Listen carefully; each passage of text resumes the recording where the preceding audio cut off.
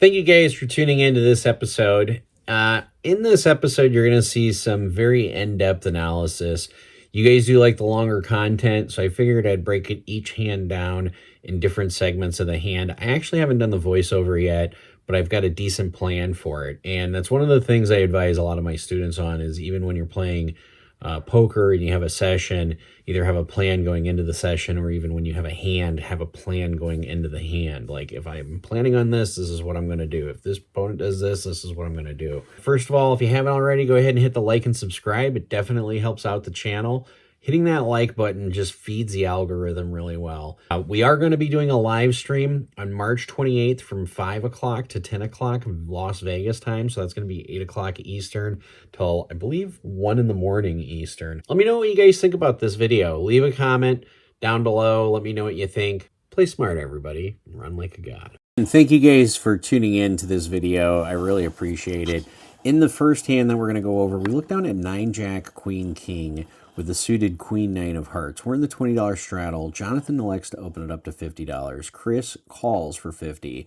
And that's just not enough money in this pot. I mean, we have a complete rundown with a suit in our hand. We like this hand, so we're going to elect to 3-bet, since it was a $20 straddle, to $150. This is a good 3-betting hand.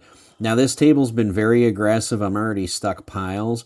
But you can see we go 3 ways to the flop. And this is one of those things that you just have to expect in pot limit Omaha, that sometimes your 3-bets are just going to thicken the herd. But when the board comes Queen 10-6, we have top pair and a complete wrap, anything between an 8 and an ace, and we love all of the turns.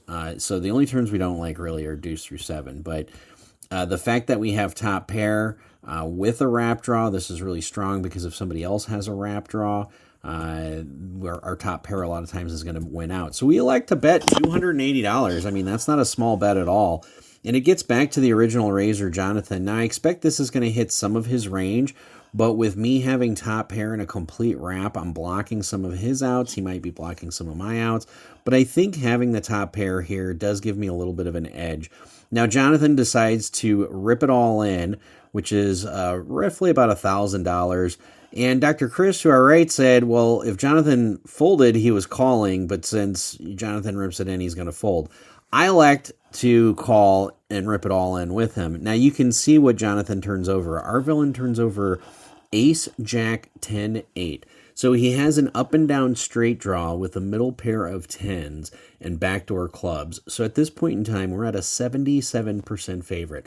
We really could not ask for anything more. Jonathan called us a little light. He probably figured I'd be betting that big if I did have like a set of queens or a set of 10s, or maybe like just aces with the straight draw. So he's like, I've got a pair and a straight draw. So I really don't blame him. Plus, when it's 280 to go and he calls and he has less than a 1-to-1 SPR, I think the appropriate move for him to do is actually just to rip it in there. If he is putting me on a hand, like I could have kings, for example, with a king jack, and in that situation, he still doesn't mind his equity that much. But I tell him we're only going to run it once, since I've done all the right things for the card gods. Oh my God! Apparently the card gods are just laughing in my face right now, as the 10 of clubs literally turned me from being a 77% favorite to now a huge underdog. Why? What did I do to deserve this? I did all the right things I was supposed to do. See, folks, sometimes this happens in pot limit Omaha. That's why when you lose pots like this, all you can do is giggle, from being an 80% favorite to being a 7.5%, underdog. But let's see what the river brings. Oh, the river, it's going to bring a 5 of clubs. GG. Nice hand, Jonathan. Sometimes you just have sessions where it really doesn't matter what you can do. You just got to do the best you can, and that's really all you can do. But in this hand, we're on the $20 double straddle on Big O. One nice thing about this meetup game, or this mixed PLO game that is also going to be on the live stream, is that there is an unlimited amount of straddles. Now, I'm pointing out that you can see I've only got like $500 in front of me. I'm in the game for $5K, so currently I am stuck $4,500. And there's nothing like a sun run in Big O that starts with a hand like Jack 5, 5, 5, 5, 3. That's a lot of fives. Yeah, Jack 5 of spades, and then 2 other 5s with the 3 of clubs. We literally only have one suit. But we're going to go 4 ways to the flop here. And the flop comes probably the only flop that I can continue on besides 5 deuce deuce, and that's ace of spades, 7 of spades, 4 of diamonds. We literally have an up and down straight draw, and Chris bets 25, so I'm just going to juice it ever so slightly to $50. Now, because 500 bucks is not a lot of money in this game, I'm trying to double up as best as I can. Chris goes ahead and calls, everybody else folds, and we're going to go heads up to the turn. Now, the turn comes the 8 of clubs. It does give me a low, but it also puts a low out there. So Chris could easily have deuce 3, considering he didn't raise pre-flop. But I like to bet because he's either got deuce 3, it's unlikely he's got deuce 5 or 3-5. I make it 75 bucks. Plus, I still have an up and down straight draw, and I have spades as well, just in case he does have deuce 3. Now, Chris goes in the tank for a little bit. And he's not sure if he should just put me all in. He sees how much chips I have, but he decides to just click it back. Apparently, he likes to kick it back to me. Now, I'm not going to go anywhere here, but what I am going to do is say, if you haven't already, this is my Brad Owen moment for us to get the sun run back with the old Jack 5553 and Big O. You need to hit this like and subscribe button. About 50% of you watch the videos and haven't hit the like and subscribe or the notifications. But obviously, with calling off 75 bucks here, I've got a couple $100 left in my stack. I literally have $240 left in my stack. I have less than a 0.5 to 1 SPR, exactly 0.5 to 1 SPR. And because of that, there's not a whole lot of rivers that I'm going to fold, in all seriousness. The river can come a king of diamonds, and I'm still going to call with the hope that my 3-5 low is good. Because in some instances, it's good, and in some instances, believe it or not, if the river's like a queen or a king, my pair of fives might be good too, because Chris could be representing something like deuce, deuce 3. And he might only have a pair of deuces for a high. But I go ahead and call. Now let's see if you guys hit that like and subscribe. Bingo bongo. We hit gin, the deuce of clubs. We now have the nut low, and we have the second nut high, as 5-6, of course, has a higher strike. Chris has a strong enough hand that he just bets 200 bucks. I tell him it's 240 for 40 more. He elects to call. I turn over a wheel, and we are good. So here comes the run back to try getting unstuck. One of the things that I stress a lot is stack sizes matter, as well as SPR. But we looked down at a really good hand here. We looked down at ace, king, jack, 9, double suited. We're in the cutoff. We made it $30, punishing a few limpers. And we're looking forward to trying to get back to getting unstuck. But we're going to play premium pots. We've got 4-way action. The flop comes queen of diamonds, 4 of hearts, 3 of spades. So we really don't flop too much here. But here's the beauty about pot limit Omaha. The most somebody can bet is pot. So when the first player decides to bet $50, which is about a half pot size bet, he's signifying a few things. Now tell me what you guys would do in this situation. If you would call, if you would raise, or if you would fold. Now he's betting $50 into a $125 pot. You can see we have about $1,500 in our stack. So our SPR in this situation is quite large, almost 7 to 8 to 1, give or take a little bit. And when you have a what we call a pivot card like the queen there, and you are this deep, and you have 2 backdoor draws like backdoor hearts, backdoor spades, you do have enough equity here to float and see a turn. Now, this is something that a lot of element hold'em players will do when they have like 2 overs on a 9-high board. They'll go ahead and float because sometimes they're good, sometimes they're not. We don't expect our hand to be good here any portion of the time. But what we do expect is there's a lot of turn cards that can help our hand. And if the turn doesn't help us, all we really invested was another $50 in this pot. Some of you might be saying that we're just pissing money away, especially when we started off the hand 4 ways. But lo and behold, when the 10 of hearts comes, this is literally my gin card. Now we have a decision to make. We picked up so much equity on the turn because now any 8 through ace gives us the nuts. Any heart gives us the nuts. And the only way my opponent's going to continue betting here is if he does have some kind of great hand like a set of queens, maybe a set of 4s, maybe he'll have queens and 10s with a different heart draw, something to that effect. But at this point, you have to start deciding, am I just going to pot it here? I mean, there's $275 in the pot, and you have to come up with a plan. I planned if the 10 of hearts came, I would either pot it if it was checked to me or if it's bet into me Depending on the size of the bet, I might end up calling or I might end up raising. It just really depends on what happens. So now the action is on my opponent. First player checks, second player directly to my right. Looks like he's grabbing chips and he bets a full pot size, $275. Now, obviously, I'm not going anywhere. I actually consider here raising because I do have so many outs. Now, if I am up against a set here, I have about 35, 36% equity. So because I'm in position, I like to call, and the gentleman behind me, who's first to act, decides to call. So now I'm trying to think, the guy that's out of position who's calling, he probably has some kind of low wrap, like 5, 6, 7, deuce 5, 6. River comes out as 7 of hearts. That's our gen card. Now we have the nuts. Now the only problem that we have having the nuts here is we have both the ace of hearts and the king of hearts. But my opponent here decides to bet $400. Now, you have to try debating when you do have the nuts and you're on the river and somebody bets into you, how are we going to maximize our equity? How can we gain the most amount of money here? Now, in this particular situation, you have to look at my SPR. There's $1,500 in the pot. I have roughly about $1,500 behind. So if I raise and I make it like 800 or 1,000, it doesn't really make much sense. I could be doing this with a dry ace. The problem is this opponent just sat down, so he hasn't seen me being in this game for $6,000. But he knows I'm in the game for a lot because when he did sit down, I talked to him about it. But in any case, I decide the best option here to get paid the most is just to go all in. So I decide to go all in, and my opponents both fold, and we're going to end up scooping this one. Now here we are, we're on the button, and we look down at King, Queen, 8, 9. Pretty decent hand when you're short-handed on the button. It's $20 to go. We're going to see a flop, and the flop comes Queen, 10, 4 with 2 hearts, and it's checked to us.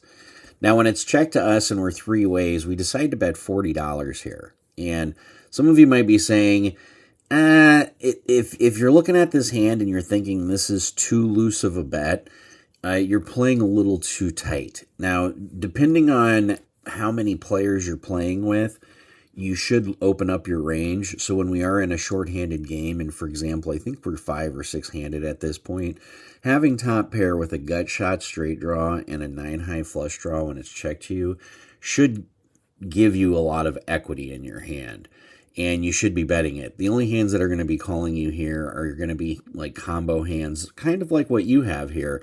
So maybe like 10 Jack King, or maybe like King Jack 7 7. Some random combo draws like that are going to be betting you here. But your hand, when it's checked to you, you should be betting this because you should have the best equity between the 3 players that are left. So on the $40 bet, we get 1 caller, and we're going to go to see a turn. Now, there are going to be some turns that we're going to slow down here, and there's going to be some turns that we're going to bet.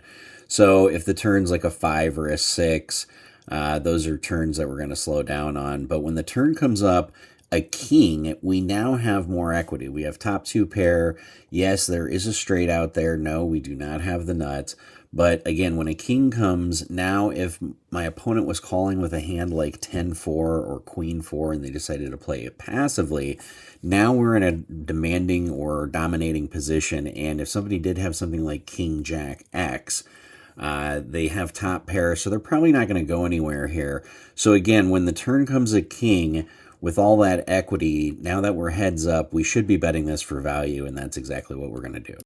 So we end up betting $120. It's near a full pot size bet. The reason why we bet that amount is because there are a lot of combo draws that are out there. So if he does have like King Jack with hearts, he's not going anywhere. So I want to charge max. He does call, and we're going to go to the river, and let's see what the river brings. Oh, wow. The river brings another king. Now we effectively have the nuts. So we went from having top pair to top 2 pair to now having a full house. And let's try to see what we can do here. My opponent leads into me for $190. And obviously I'm going to raise this. I'm trying to do like a live read. I've been trying to practice some Charlie Carell stuff. And maybe I'm completely wrong here. But I go in the tank a little bit just to Hollywood, and then I'm like, you know what? I better check my cards again to try to look amateurishy, and I go all in, and my opponent, he doesn't fall for it. He just is in disgust. I think he was just on a draw and saw the king as a good bluff card. So here's a hand on PLO 4 where we look down at Ace King 5-5 in the $20 straddle, and we're going to go 3 ways to the flop. Now, the 2 opponents that are in this hand besides myself are Don right across the table and Jonathan across the way, who happens to be on the button. The flop comes Ace King Deuce with 2 clubs. Now we have top 2 pair, plus we have the dry ace. So I like to bet $40 here. Now, what happens is Jonathan decides to raise. He raises to $150. Now, when he raises to $150, we have to start putting him on a range of hands. What kind of hands can Jonathan do this with?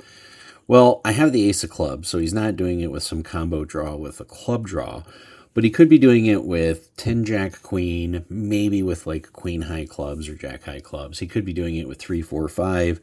Even though I have pocket fives, it's unlikely that he's doing it with a hand like 3, 4, 5. He could be doing it with some other combo hands like ace deuce, 10 queen, ace deuce, 3, 5 or 3, 4. And he's doing that because he's in position. So if he has those hands, he could be raising with. And the hands that I'm losing to, he could be raising with, for example, with the set of deuces, which is the most obvious one. Now, because I do have top 2 pair, I have the ace of clubs as a blocker in the event a club does decide to peel off. When he elects to raise, I am going to continue here.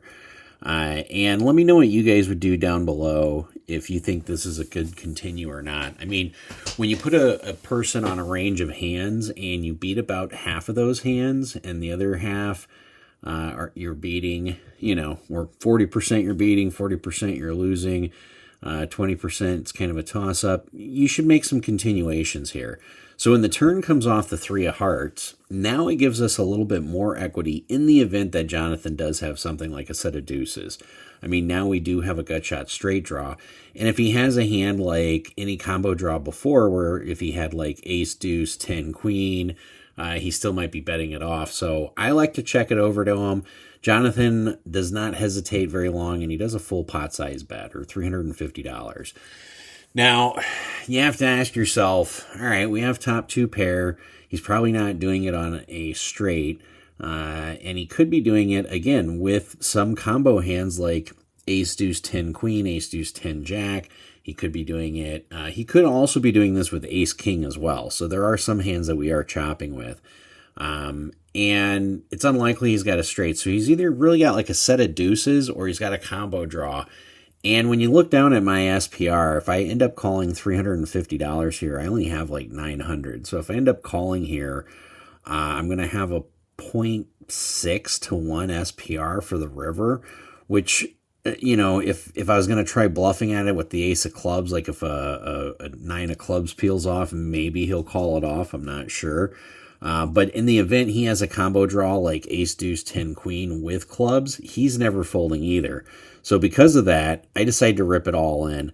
He snap calls me, so I know he's either got a set of deuces or he has a combo draw. He announces that he does have a set of deuces, so we're in the back seat here. We need some help, some catch up, and unfortunately for us, we're going to see what the river peels off. The river is a 7 of spades, and Jonathan's going to win this one. So I don't know. Maybe I played it wrong. Obviously, Monday morning quarterback's always easy in situations like this, but I think you have to rip it in when you're winning half the time.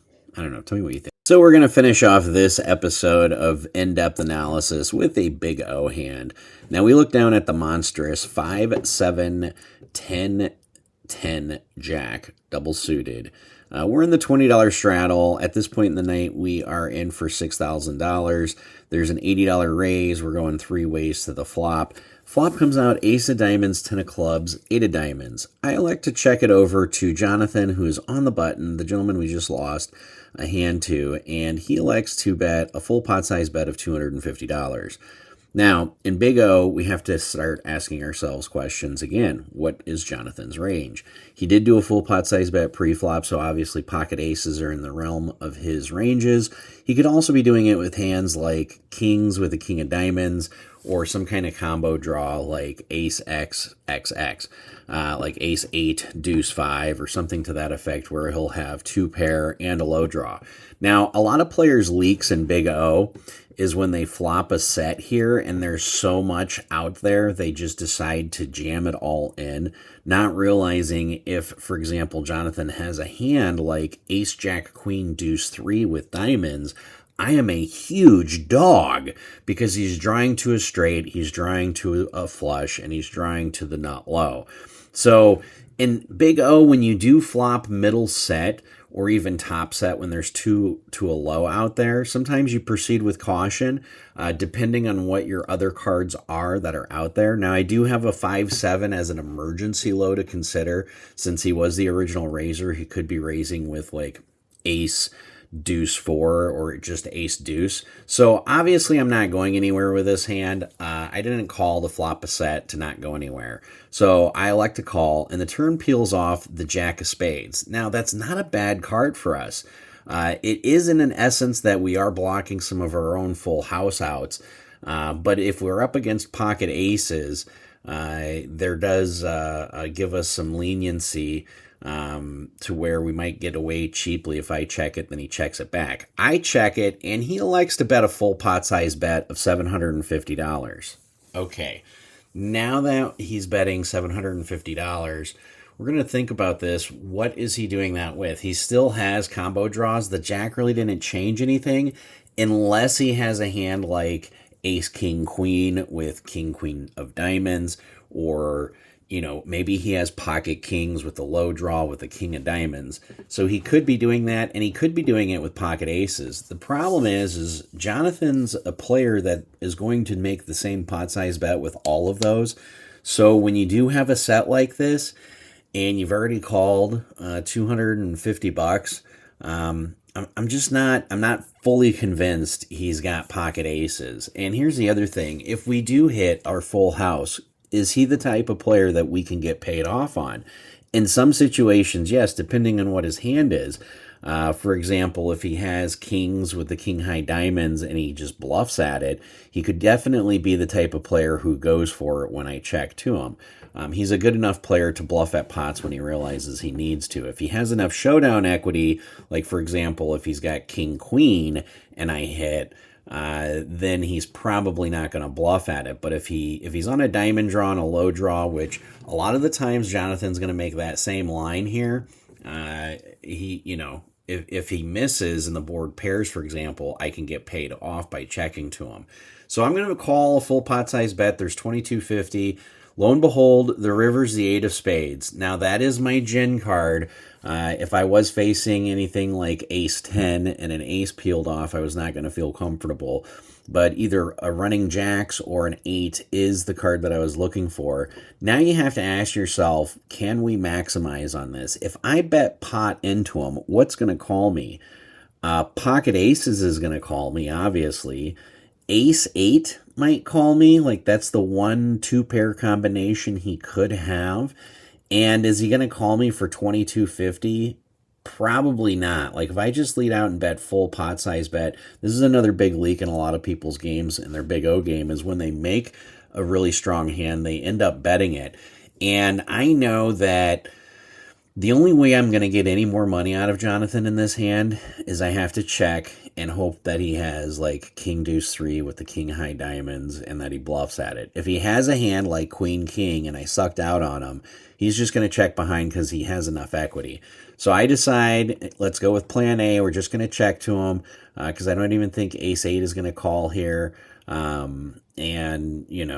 Pocket 8s, obviously, I guess he could have quads. So I check, and lo and behold, Jonathan checks back. And we're going to win this one, but it would have been nice if he took a bluff at it. So we end up being stuck about 3K all day. And sometimes that's the way the cookie crumbles. I was, I guess, a little bit more gamble heavy. Like, there's one hand that's in there that's I think it was like 3, 4, 9, 9, 10 in the small blind for 375. I called 75 and it was 300 call. And my stack size at the time, I think, was like 1,200. Now, this is when implied odds actually have an impact. So, for example, you might say, Professor 3-4 Tye Dye Tit is a terrible hand. And you're not even going to hear me disagree. Like, 3-4 Tye Dye Tit, not exactly a great hand.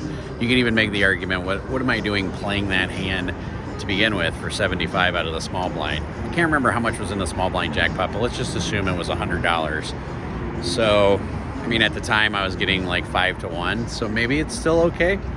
But when it's 375 and you have literally an SPR of 1 to 1, it becomes a little bit different because there's going to be flops that you hit that your opponents just can't fold.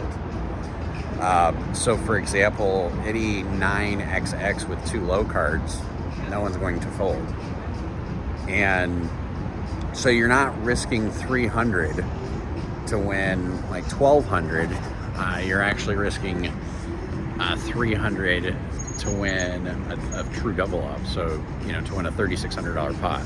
So you're sitting there with a $1,500 stack. It's 375 to go. 3 players have already called and you're closing out the action for $300. You're in fact calling $300.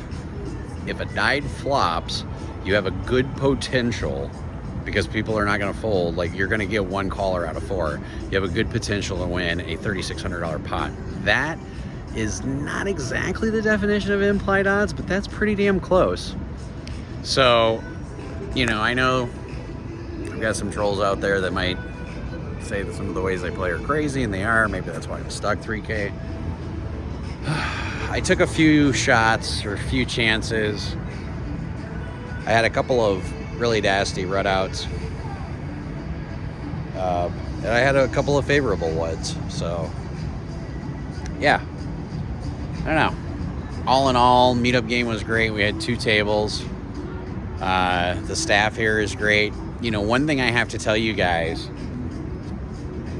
especially here when we do our live stream, which is on March 28th, I need you guys to go on, watch the live stream, and comment on it. But yeah, that's what we're doing so far. So, yeah, play smart, everybody. Run like a god.